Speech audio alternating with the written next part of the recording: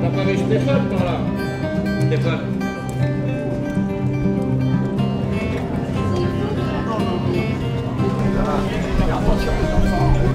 Bonjour et bienvenue en ce dimanche 22 décembre au marché de Noël de Martel. En premier lieu, nous vous proposons des huîtres venues tout droit de l'étang de Thau et de nombreux stands que vous allez pouvoir découvrir avec plaisir.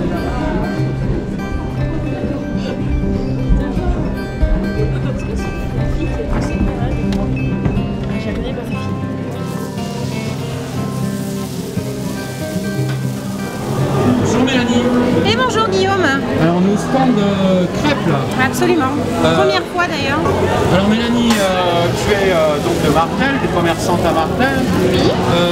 C'est par l'association des commerçants que le marché de Noël se fait. Absolument. Avec l'accord de la mairie bien entendu. Mais c'est à l'initiative des commerçants de Martel, oui, depuis plusieurs années maintenant. Tu rencontres un peu plus de monde aujourd'hui que l'année dernière ou pas du tout? Alors j'ai l'impression aujourd'hui, malgré le mauvais temps, que oui, en effet, il y a un petit peu plus de monde. Les gens se sont mobilisés, sont venus nous voir, ça fait plaisir et on leur remercie. Et puis on retrouve des gens qu'on ne voit pas pendant la saison hivernale, puisque beaucoup d'établissements au niveau restauration sont fermés. Mais du coup, ça fait plaisir de revoir les locaux et puis il y a les gens qui sont en vacances aussi. Et donc il y a du monde à Martel l'hiver? Il y a du monde à Martel l'hiver et heureusement d'ailleurs, c'est un village qui vit toute l'année, un peu moins certes que pendant la belle période, mais ça vit quand même malgré ce qu'on peut croire. En tout cas, merci d'avoir répondu à nos questions. Avec grand plaisir, merci à vous et puis passez de bonnes fêtes.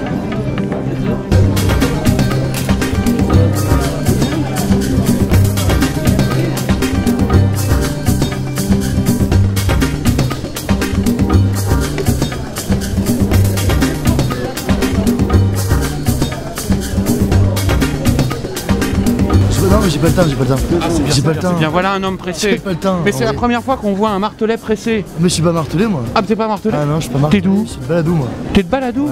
Mais c'est hyper loin. Oui, c'est loin. Et comment t'as fait avec les grèves et tout pour venir? Moi, pas besoin de grève, je suis agriculteur. Tu es agriculteur, pas besoin de grève. Ouais, justement, tu devrais y être en grève. Bon. Ah non, j'ai pas le temps, on n'a pas le temps. T'as pas le temps, t'as pas le temps. Et si je pouvais, je le ferais. Bon, dis-moi, qu'est-ce que t'en penses du marché là? Je viens d'arriver. Et alors? J'ai pas vu encore. T'as pas encore vu? Non. Bon. Et tu crois encore au Père Noël ou pas? Ah oui. Ah, voilà, quelqu'un qui croit encore au Père Noël. Ça c'est super. Merci Hugo, c'est cool.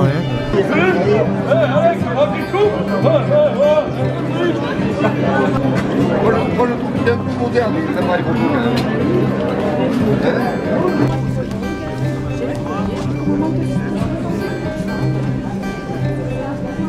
Salut Benjamin.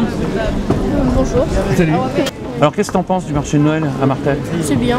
C'est quoi ton stand préféré? Le stand de tournicote là, juste là-bas. Et qu'est-ce qu'ils font?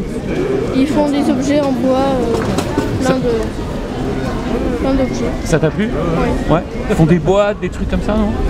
Et des petites figurines en Ouais. Ah, des figurines en bois? Oui. D'accord, ok. Bon bah c'est cool, merci beaucoup Benjamin. Allez, bonne journée à toi.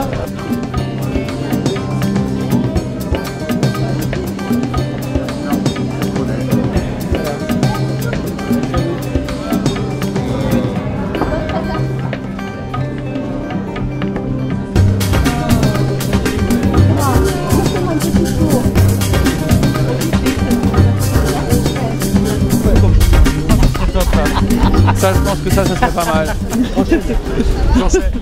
Bonjour, vous êtes de Martel? Oui, je suis de Martel, oui. Depuis longtemps? Depuis 56 ans. Depuis 56 ans. Voilà. Qu'est-ce que vous pensez du marché de Martel, du marché de Noël à Martel? C'est très bien, c'est une très belle animation. Ouais. Il y a du monde, ça vous... Il y a du monde, oui, il y a du monde. Chaque année, il y a de plus en plus de monde.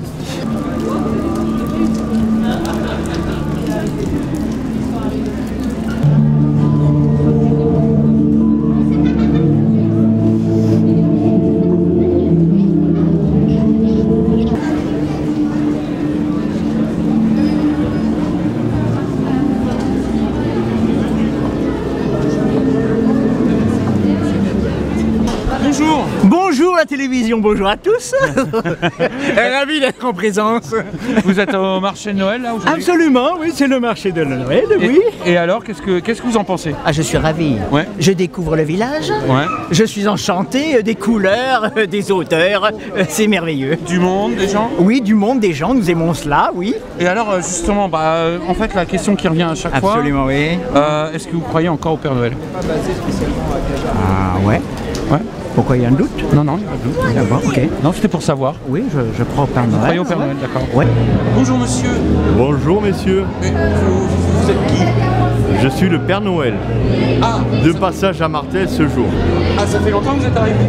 Je suis arrivé de bon matin, mais l'arrivée n'a pas été facile parce qu'il y avait beaucoup de rafales de vent. Mais ça va, les cheminées ne sont pas trop étroites ici à Martel? On est dans une vieille cité médiévale, donc c'est de gros foyers avec de grosses cheminées assez larges où est-ce qu'on peut descendre aisément. Ah bon, ça c'est bien. Vous, plus les cadeaux, ça passe? Ça passe, ça passe. Ah bon, bah ça c'est bien, ça veut dire que les enfants à Martel ici vont avoir tous leurs cadeaux et pas de soucis. S'ils ont été très sages, ils seront très gâtés. Bon, vous pouvez me le confirmer ça, c'est sûr. Je vous le confirme. Lila, bonjour. Bonjour. Vous êtes ici sur en stand de maquillage sur le marché de Noël. C'est votre métier? Alors ça l'a été pendant longtemps et maintenant je fais de la peinture sur toile et peinture sur porcelaine. Ah oui, d'accord, donc vous êtes artiste peintre. Tout à fait. D'accord. Et alors comment ça se passe avec les enfants? Là vous en avez eu beaucoup aujourd'hui déjà? Ça a été tranquille mais un rythme continu, c'est agréable. D'accord. Voilà. En tout cas vous avez une main sûre en fait, d'après ce qu'on vient de voir. Hein. Merci. Justement, ça fait combien de temps que vous faites le marché de Noël? J'ai commencé ici, ça fait 7 ans et ça fait 15 ans que je maquille les enfants. Ah oui, quand même. Voilà. Et depuis ces 7 ans, est-ce que vous avez vu une évolution du marché de Noël de Martel? Ça dépend des années. Des fois il fait plus ou moins froid, il pleut plus ou moins, mais moi je vois pas grand chose en fait. Là où je suis un peu au fond. Vous êtes à l'abri. Voilà. Là, ça c'est bien, c'est une bonne place en fait. Et alors, justement, les enfants se prêtent bien au jeu. Je les vois grandir d'année en année, c'est rigolo, puis ils adorent ça. Oui, c'est rigolo, ils sont calmes quand je les maquille. C'est marrant ça. Est-ce que justement ils sont un peu excités d'abord et puis après, dès qu'ils sont assis? Dès qu'ils sont posés, ils sont comme ça et ils bougent plus. Ouais. Ah oui, donc vous avez un petit côté aussi psychanalytique alors pour les enfants? C'est sympa. Du moins calmant. Les parents doivent vous les confier souvent. Oui, c'est ça. Eh bien en tout cas, merci Lila d'avoir répondu à nos questions. À vous. Merci. C'est le roi lion. Le roi lion, ça. C'est le roi lion.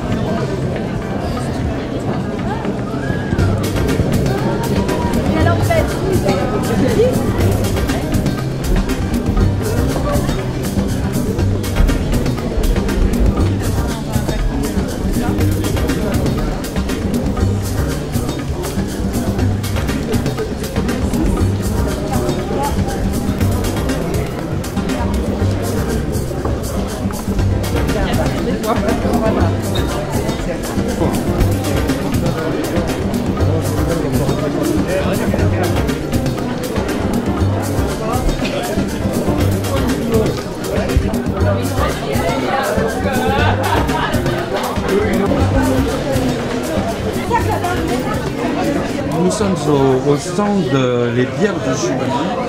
Bonjour Claire. Bonjour. Il est où Julien?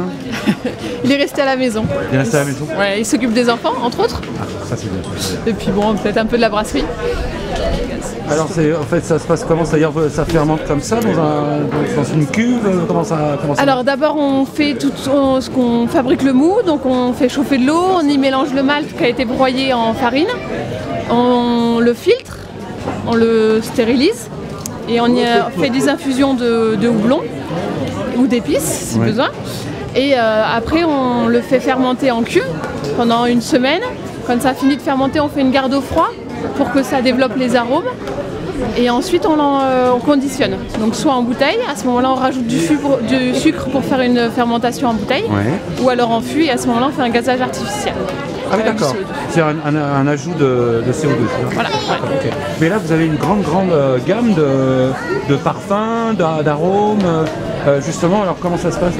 Qu'est-ce qui fait la différence entre cette bière-là, par exemple, et celle-ci là-bas? Alors, c'est principalement dans la torréfaction du malt. D'accord. Parce que là, du coup, en fonction de si on a un malt qui est très torréfié, qui va faire de la brune, ou alors un malt qui n'est pas torréfié du tout, et à ce moment-là, on est sur de la blonde. Ouais. Pour les blanches, il y a du blé dedans. Et après, il y a toute la gamme de houblon, qui va permettre de développer plus d'amertume, moins d'amertume, plus de parfum de tel ou tel parfum. Et les levures qui jouent aussi un rôle dans le côté du parfum de la bière. D'accord, d'accord. Est-ce que vous voyez une évolution justement du marché de Noël à travers les années que vous avez pu connaître? Moi j'aime bien le marché de Noël de Martel parce que l'étang de Martel c'est un moment qui est sympa, qui est plutôt très bien décoré, donc sympathique. Après le temps y est pour beaucoup dans l'évolution du marché et aujourd'hui le temps n'est pas avec nous. Oui, on n'est pas gâtés là aujourd'hui, oui, c'est vrai. L'année dernière aussi j'ai souvenir qu'il avait plu pas mal l'année dernière. Après les années d'avant étaient plutôt sympathiques, mais voilà, après ça c'est vraiment une question de temps là. Eh oui.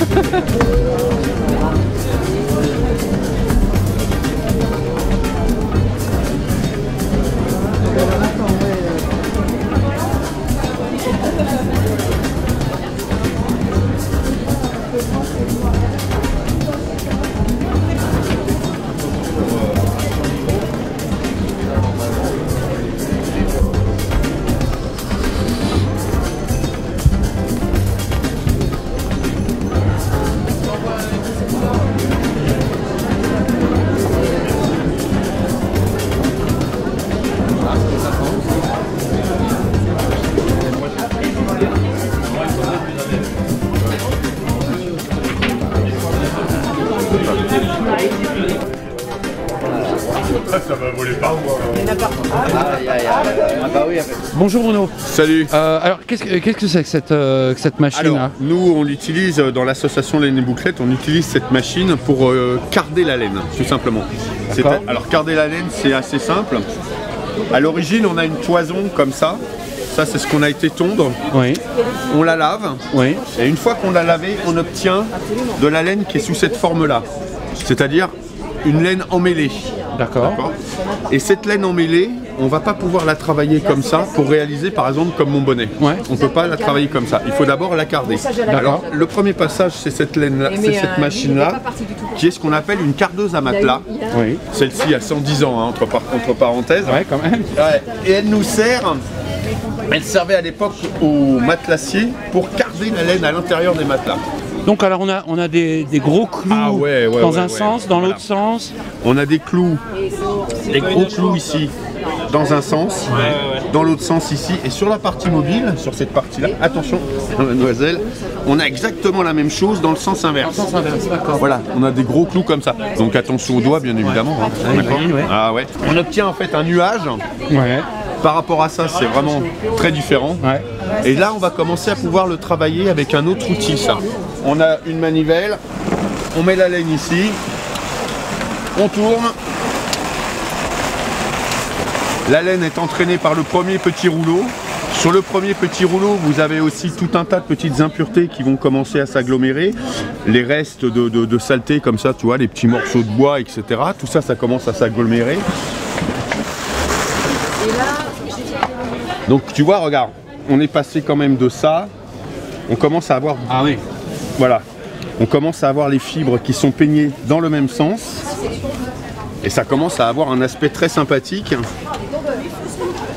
Voilà. Ah oui, on a une barbe bien... On commence à avoir une barbe, voilà, c'est ça. À Noël, ça tombe bien. On voit que toutes les fibres sont alignées dans le même sens. Et le principe ensuite du filage, c'est tout simplement de prendre ça, de le tortiller. Elle va vous montrer hein, le filage au rouet, de le tortiller. Et une fois qu'on le tortille comme ça, alors je vais le faire vite fait avec les mains. Voilà, une fois qu'on le tortille comme ça, quand on fait ça comme ça, et ben tout simplement voilà, on obtient ça et il n'y a plus qu'à tricoter. Voilà. Et alors, ça fait combien de temps que vous exercez cette activité? Alors moi, je file depuis environ 5 ans. Oui. Et je travaille réellement la laine, je m'y suis mis depuis 3 ans et demi. D'accord. Où j'ai commencé à la laver, à faire le métier de lainière. Ouais, le lainière, voilà. Ça s'appelle comme ça, c'est quelque chose à la fin. C'est quelque chose qui est difficile à maîtriser ou... Non, il faut du temps. Alors ça prend énormément de temps, comme plein de métiers artisanaux. Le temps, il ne faut pas le compter. Parce que pour enlever toutes les matières végétales, eh ben, ça se trie à la main, c'est pas traité chimiquement. La laine, il faut l'apprivoiser. Parce que là, il y a plusieurs laines, et bien c'est le temps qui nous permet d'apprendre tout ça, la manipulation. Cette laine-là est très sauvage, elle n'aime pas être serrée. Il y en a une autre, elle va se plier à tout. Voilà, comme la mérinos de Loïc, on peut faire beaucoup plus de choses que celle-ci, par exemple. Elle est beaucoup plus polyvalente. Lainesetbouclettes.fr. Et ben en tout cas, merci Bouclette, du coup. Merci à vous. Bonne journée. Bonne journée.